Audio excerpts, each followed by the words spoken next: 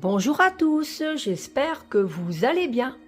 J'espère que vous passez un bon mercredi et que vous êtes ravis de tomber sur ma vidéo.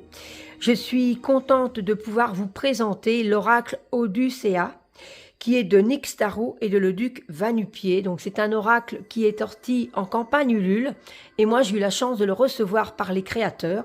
Donc je suis ravie. Et donc des mêmes auteurs, il a sorti l'oracle de la Dame de l'Ombre aux éditions Le Duc pour en mass market parce que c'est un oracle qui est d'abord sorti en auto-publié.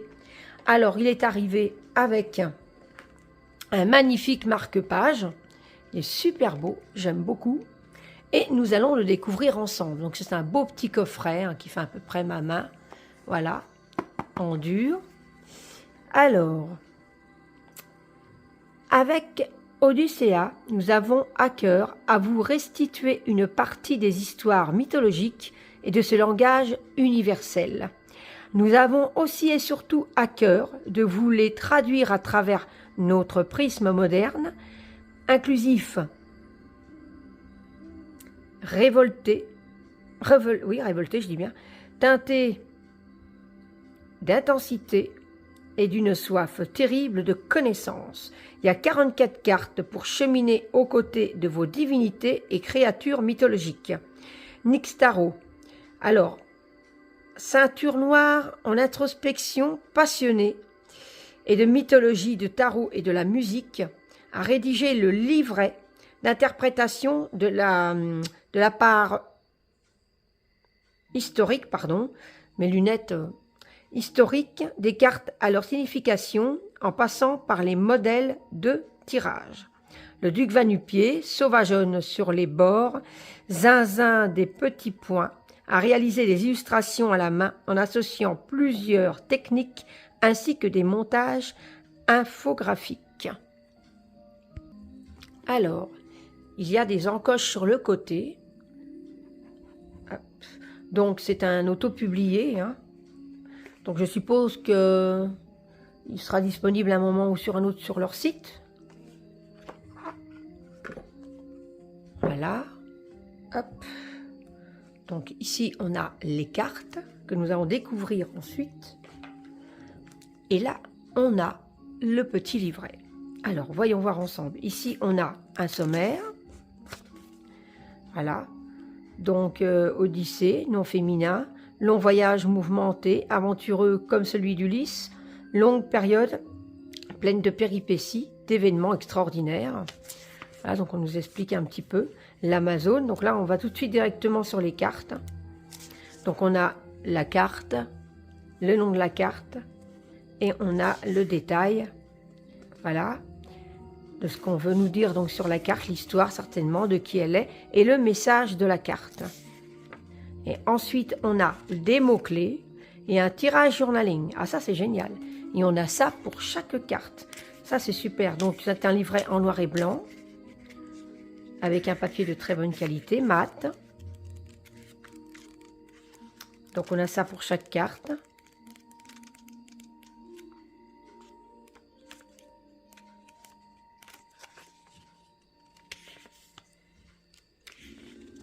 Ensuite, là, on a des modèles de tirage bonus. Ça, c'est super.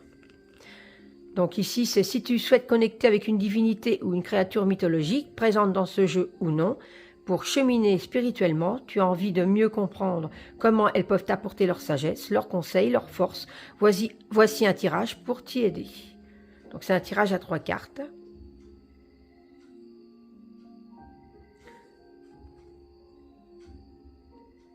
Bon, ici c'est 3 cartes, voilà. Et ici il y a une playlist. Donc la musique est extrêmement importante dans notre processus créatif et dans notre vie. Elle raconte des histoires que parfois les mots nous peinent à décrire, je vais y arriver. Elles amènent des paysages, des ambiances, des émotions.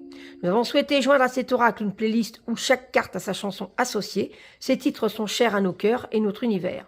Nous espérons que vous apprécierez la balade dans ces contrées sonores et que chaque musique vous aidera à connecter avec les divinités et créatures représentées.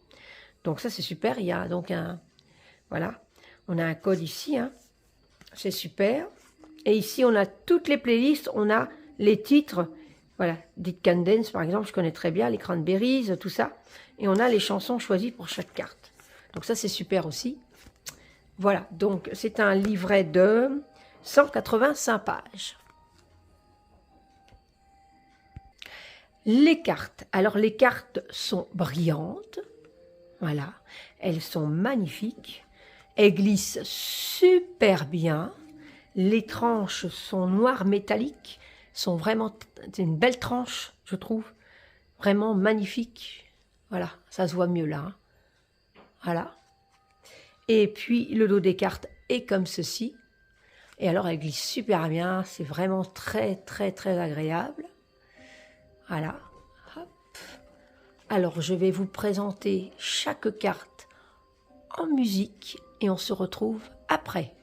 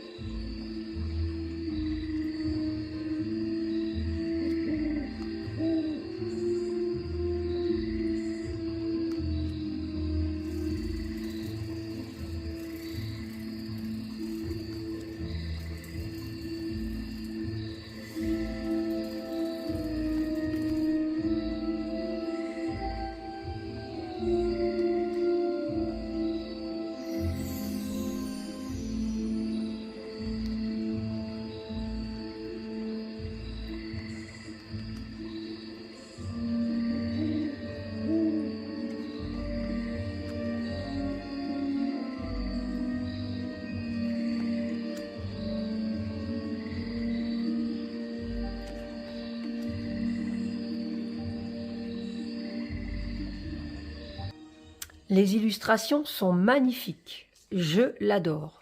C'est vraiment un très très beau jeu. Dites-moi en commentaire ce que vous en pensez. Alors on va tirer une petite carte quand même pour voir la divinité qui va sortir. Alors, un message pour nous aujourd'hui.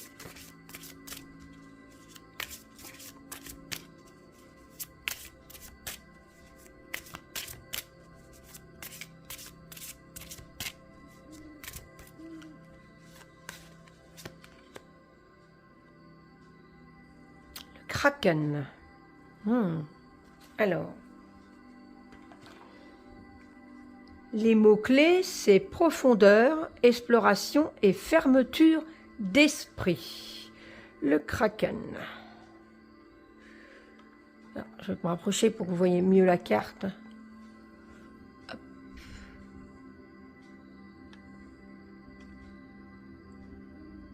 Voilà. Kraken.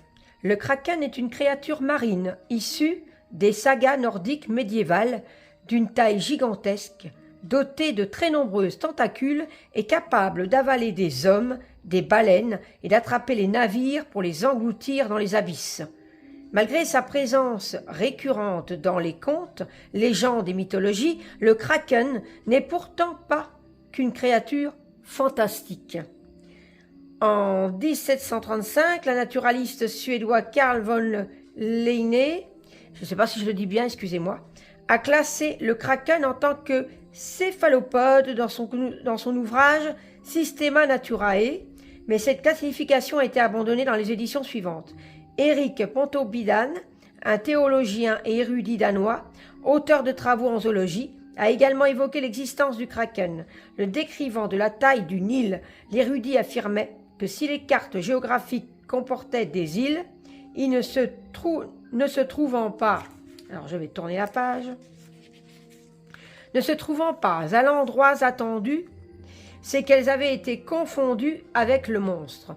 Toujours selon Pontoppidan, que je ne dis pas de bêtises, j'ouvre un peu plus, Pontoppidan, le Kraken est à l'origine d'un écosystème marin rendant la pêche à ses côtés extrêmement fructueuse. Néanmoins, le danger résidait dans les gigantesques tourbillons engendrés lors de ses descentes dans les abysses, pouvant embarquer les navires dans son sillage. Tantôt crabe, tantôt baleine, tantôt calamar géant, le Kraken a été décrit de nombreuses façons et rendu responsable de nombreuses disparitions en mer.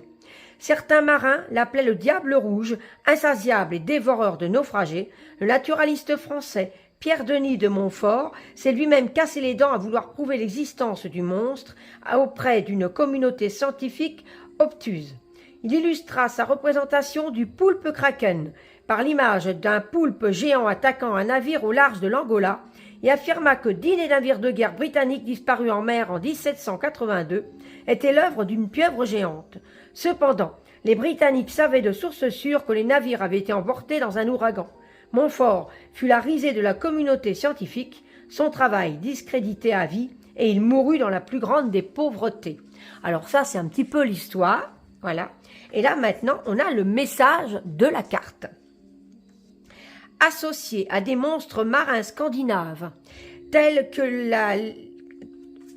le Algufa ou le Langbark, le Kraken a également été associé à Seto dans le film Le Choc des Titans. Voilà, alors je réfléchissais quand j'ai sorti la carte, je me disais le Kraken, ça me dit quelque chose, c'est dans un film, mais je savais plus vous dire le titre. Le Choc des Titans, effectivement.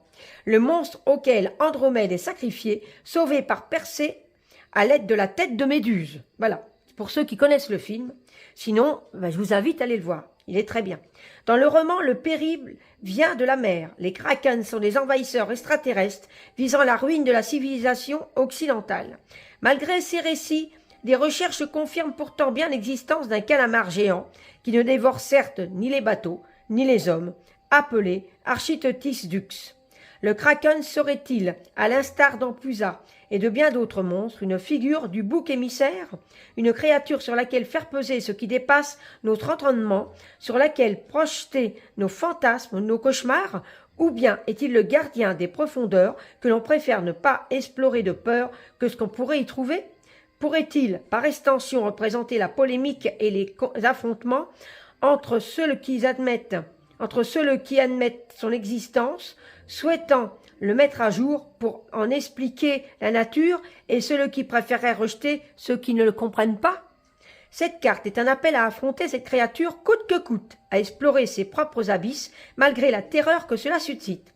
Mais c'est également un appel à l'enquête, à la compréhension, à la compréhension, à la défense de ses opinions, ainsi qu'à se poser la question suivante: si nos interlocuteurs, je suppose, oui, ou interlocutrices, sont dans la fermeture d'esprit et la résistance, cela vaut-il la peine de perdre du temps, de l'énergie et de s'esquinter la santé à les convaincre? Ne faudrait-il pas mieux affiner la compréhension de soi et du monde en solitaire, sachant que la vérité est souvent subjective, et de par là même laisser cours au rythme de chacun ou chacune quant à leurs croyances et leurs opinions? Les mots-clés sont profondeur, exploration, fermeture d'esprit. Tirage journaling en 1. Qu'est-ce que taire dans mes propres abysses et que je préfère ne pas regarder par peur de m'y confronter? 2. Comment enquêter sur ce monstre intérieur à mon rythme? 3. De manière générale, en quoi la recherche de sources, d'informations et d'une forme de vérité est fondamentale? Et en 4. Comment composer avec la vérité et les avis de chacun ou chacune pour ne pas que cela tourne en débat stérile? Voilà, des bonnes questions à se poser. Et aussi à travailler en journaling. Donc, il est vraiment super. En tout cas, moi, je ne sais pas ce que vous en pensez, mais ça va être un travail vraiment que je vais faire avec. Et en plus, on peut faire vraiment un travail de l'ombre qui est vraiment sublime. Moi, j'aime beaucoup. Alors, dites-moi ce que vous en pensez en commentaire. Et puis, on en reparle ensemble. Moi, je suis ravie, en tout cas, que je l'ai pu vous le présenter. Je remercie également Nick Tarot et le Duc de Va-Nu-Pieds de me l'avoir envoyé. Je vous embrasse tous très fort et on se retrouve très vite pour une prochaine vidéo. Bye bye, belle découverte.